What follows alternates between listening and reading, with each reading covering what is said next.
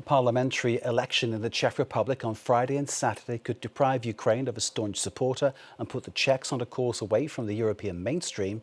Billionaire Andrej Babiš is predicted to be the latest populist leader in Central Europe to stage an electoral comeback, as opinion polls put him on course for victory over a pro-Western coalition that defeated him some 4 years ago. And if this is the case, it could mean the Czech Republic falls into line with Slovakia and Hungary in taking a pro-Putin stance.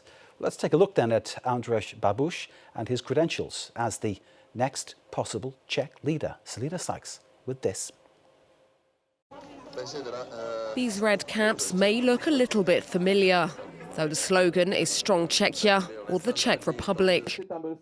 The people attending this rally in Prague are here to see Andrej Babiš.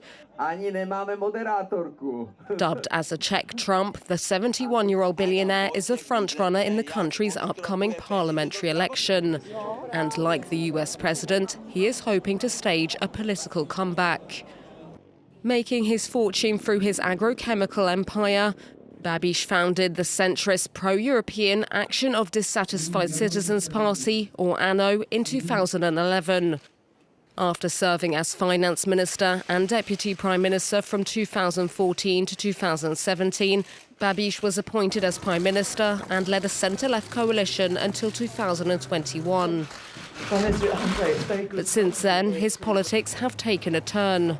Named in the Pandora Papers and accused of badly handling the COVID pandemic, Babiš lost the 2021 parliamentary election. 2 years later, he was beaten in the vote for president.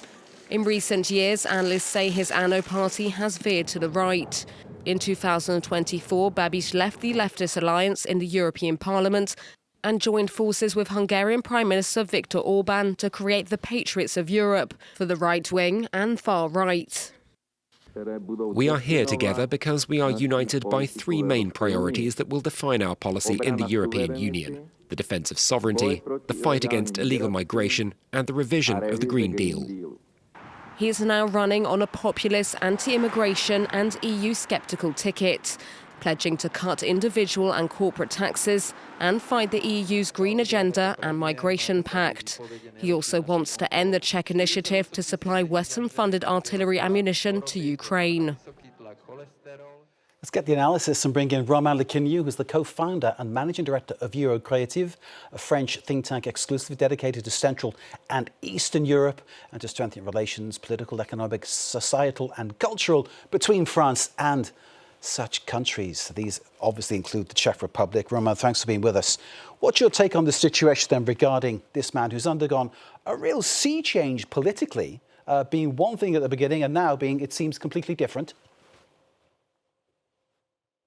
Yes, that's true. I understand that many people in Europe today are afraid about the consequences of a potential return of Andrej Babiš. But we have to say that this is a situation where we don't really know how it will evolve, for the simple reason that, yes, Mr. Babiš is likely to become the next Prime Minister of Czech Republic, but at the same time, we don't know how and with whom he will form a coalition. So there are many scenarios at the moment, which means that he can form a government with a simple majority and rely on external forces to plan some actions in the government. He can also ally with part of the former government because, as it's been said in the report, Andrej Babiš's two main political directions are national and domestic, and it is especially about the Green Deal. He's very opposed to this, as well as a stance that is very radical when it comes to immigration. And on this, he can ally with part of the former government. At the same time, and this is the dramatic scenario that could happen in the next few days, Andrej Babiš could also align with either far right, so the SPD of Tomio Okamura from the far right, as well as or with the far left, Stachilo, which is made of an alliance, especially with communists. We've seen a report before you joined us, which featured in the images we showed there, the Czech candidate Babis shaking hands with Viktor Orbán. And of course, in Slovakia, Robert Fico has taken control there too. There is this anti-Europe sweep across Central Europe. Why is that happening? And is this likely to push Babiš into power? Well, there is some Eurosceptic, let's say, not anti-European, but Eurosceptic movement and part of the population in Czech Republic. We know that. It's not new. It has increased over the past few years, that's for sure, because of the economic situation, because of the fear of war. This is a certainty. But we cannot compare Mr. Babiš with Mr. Orbán or Mr. Fico. I think that Mr. Babiš is someone that is vying toward more sovereignism. This is why he joined the Patriots for Europe after after being expelled from ALDE.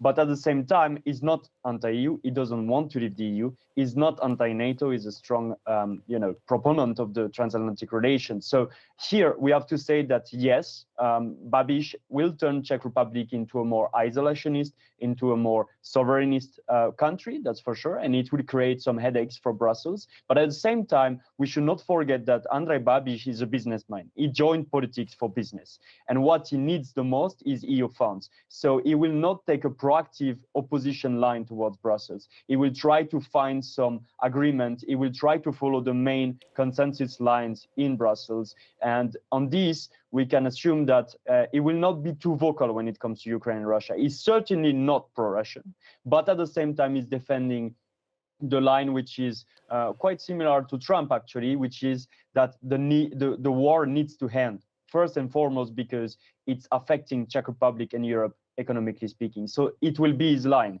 It doesn't mean that he will be opposing and putting vetoes like Orbán or Fico are doing. You've anticipated my next question. Is it fair to call him the Czech Trump, or is that a step too far, do you think? You know, there is a lot of, let's say, communication from Babiš, and he likes to play this game because especially he has a very catch-all party and he wants to attract as many as voters as possible. And he started politics attracting people who were anti-corruption, who wanted to have a change, to put the system away from the politics in Czech Republic.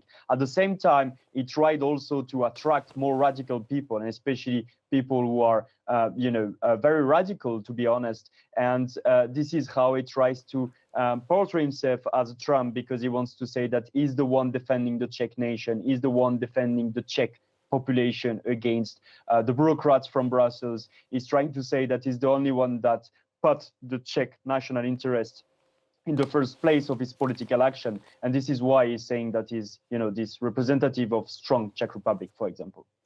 Romain, Quiniou, thank you very much indeed for joining us and giving us that insight ahead of the Czech elections coming up this weekend, with Babiš tipped to return to power. Not quite the bitter pill for Europe, as some people are suggesting, but Romain there certainly telling us that Babiš's first, second and third priorities will be the Czech Republic and then perhaps the EU afterwards. A businessman with a very pragmatic approach to all matters, so we await to see what happens there.